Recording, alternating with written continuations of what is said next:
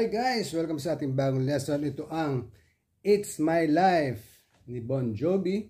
Sa lesson na to, matutunan yung chords, strumming pattern. Pero bago tayo magsimula, kung bago sa channel na to, please, pakipindot lang subscribe button. Ganun na rin ang notification bell para maging updated ka sa mga gagawin ko pang videos na katulad ito. Okay? Una, kailangan natin ng kapo at ilalagay natin sa 3rd fret. Ang ating chords sa intro ay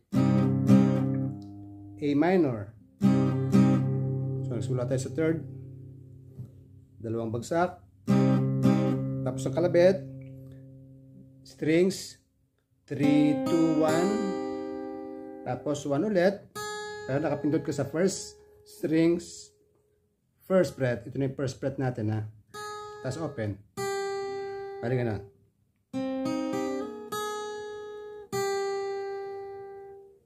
Okay, dalawang bagsak muna.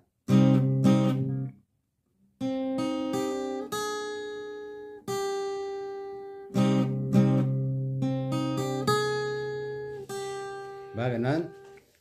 So, intro yun. Tapos yung sa kanta, isang bagsak.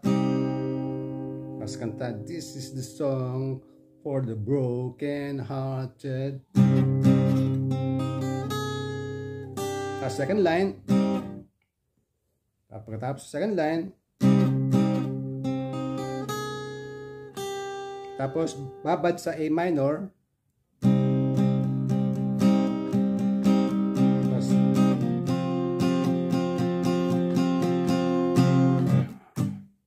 tapos papasok ng chorus. So yung chords nating dalawa na yon sa babad, A minor, puro down ng kalabit, tapos